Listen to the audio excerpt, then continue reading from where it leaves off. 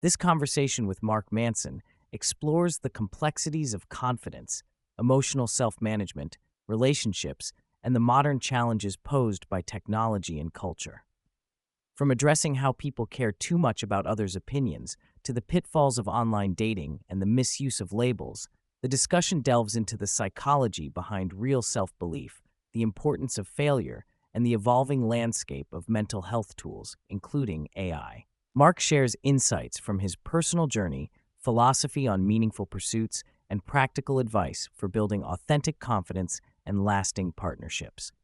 Mark begins by distinguishing between not caring at all and caring less about unimportant things. The issue isn't about giving zero attention to others' opinions, but rather about prioritizing what truly matters. Without meaningful goals or values in life, people tend to become captive to what others think, which leads to insecurity and anxiety. Real confidence, he explains, is comfort with failure, feeling at ease with attempts that might not succeed, rather than chasing constant reassurance or guaranteed success. Trying to feel confident all the time, ironically, increases anxiety by highlighting all areas where we lack confidence. The key to genuine confidence is embracing risk and being willing to fail, starting with small failures to build resilience over time. The conversation turns to the rise of therapy culture and the proliferation of psychological labels in mainstream discourse. While increased awareness of mental health is positive, Mark cautions against adopting labels as fixed identities. Doing so can create self-fulfilling prophecies, limiting potential and reinforcing symptoms. He acknowledges that labels are useful tools for understanding patterns, but warns against letting them define one's entire self-concept. Overdiagnosis and the social rewards of labeling on social media can lead to emotional entrenchment rather than healing. Instead, Mark advocates for a mindset of fluidity and warns that shying away from labels altogether may foster greater openness and growth. Mark emphasizes the importance of emotionally managing oneself as deliberately as one manages other life systems, such as work or finances. Neglecting emotions leads to burnout and dissatisfaction. He recommends journaling as an accessible practice to regularly check in with one's feelings and understand underlying causes. Asking why repeatedly helps uncover the root problems beneath surface frustrations. Approaching emotions analytically allows one to identify bottlenecks in happiness and productivity, to course correct before emotional dissonance worsens. This self-reflective approach can prevent long-term damage associated with emotional suppression. Mark laments the modern trend of extreme risk aversion, particularly among younger generations. The fear of failure and permanent online scrutiny hamper people's willingness to take chances. Moreover, he addresses the paradox of increased confidence through persistent effort rather than empty positive affirmations. The culture of seeking approval often leads to people-pleasing, which backfires socially and emotionally. True likability comes from respecting others' autonomy rather than trying to control their opinions or earn constant validation. Drawing from his early experiences in men's dating advice and his observations of changing dating trends, Mark critiques dating apps for emphasizing superficial preferences rather than meaningful compatibility. Apps encourage filtering based on shallow criteria that do not predict emotional connection, leading to poorer dating outcomes and relational dissatisfaction.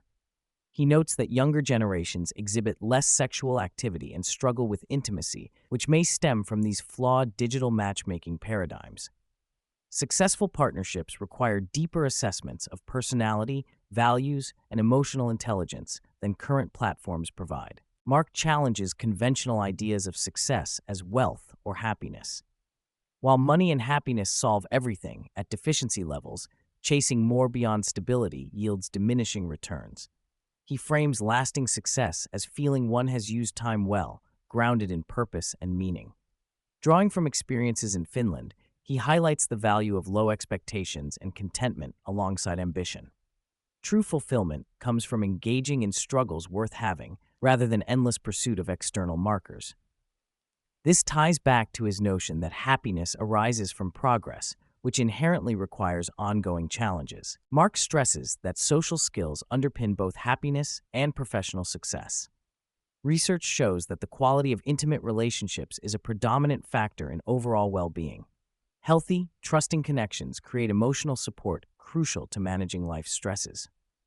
Professionally, collaboration and teamwork are indispensable.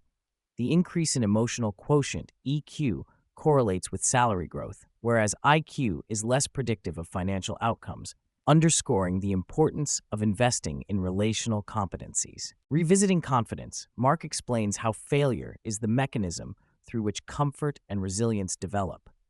He acknowledges this fail-to-win ethos is frustrating but unavoidable. Incremental public failures help build what he metaphorically calls scar tissue or mental muscle, reducing embarrassment and fear over time. Anecdotes of his personal experiments, including walking in a chicken costume or participating in hot coal walking challenges, illustrate this principle.